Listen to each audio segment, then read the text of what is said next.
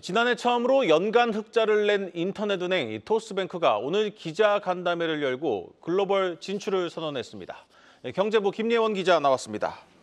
김 기자, 이 토스뱅크가 오늘 중장기 전략을 발표했는데 이 글로벌로 진출하겠다 이런 내용이 담겼습니다. 네, 맞습니다. 토스뱅크는 향후 5년 내 글로벌 시장으로 진출하겠다고 밝혔습니다. 이 신흥국, 선진국을 가리지 않고 국가별로 검토 중이라고 했는데요. 이은미 토스뱅크 대표 멘트 먼저 들어보시죠. 사실 미국이나 런던, 영국, 홍콩, 싱가포르 봐도 사실 제가 봤었을 때는 어떤 고객 경험 측면에서 저희가 할 수 있는 부분들이 상당히 많다라고 봅니다. 지금 현재는 어떤 특정한 국가를 지금 한정 짓지는 않고 여러 나라를 같이 보고 있고요.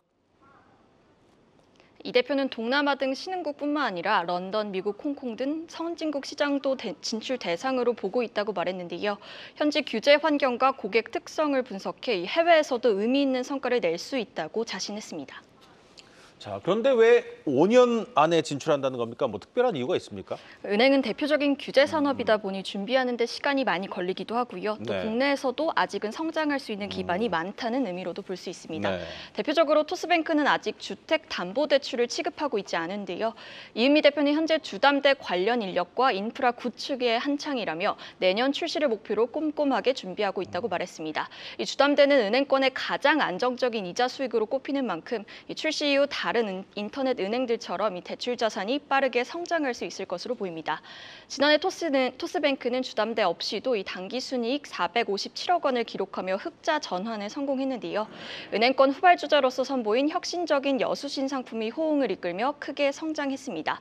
보증서 등기 변동 알림 등 서비스를 결합한 전월세 보증금 대출이나 금융권 최초로 선보인 전북은행과의 공동대출 상품, 또 먼저 이자 받는 정기예금 등이 대표적입니다. 이런 상품들로 고객 유입이 늘어나면서 지난해 여수신 모두 고르게 성장했고요. 토스뱅크는 시니어, 기업금융 등 고객군을 확장해 이 같은 혁신 상품을 지속 개발하겠다는 계획입니다.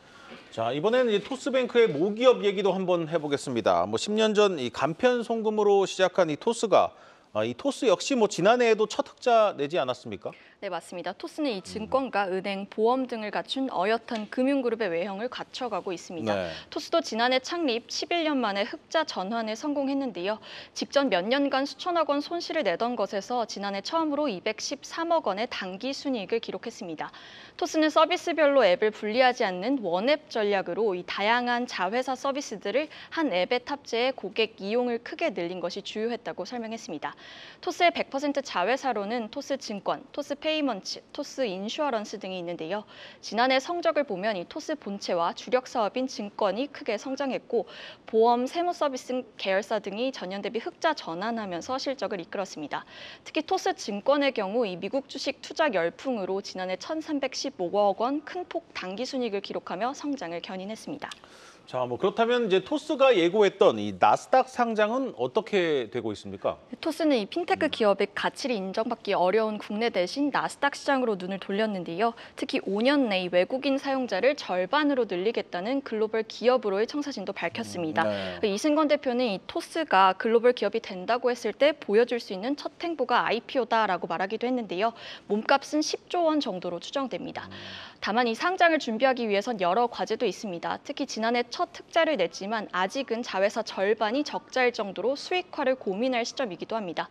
그중에서도 이 토스페이먼츠와 토스플레이스 등 자회사는 지난해 수백억 원대 적자를 봤는데요. 토스 관계자는 이 두 회사 모두 인프라 확장에 공격적으로 나서고 있는 단계라며 수익화 방안도 함께 고민하겠다고 밝혔습니다. 네, 잘 들었습니다. 경제부 김예원 기자였습니다.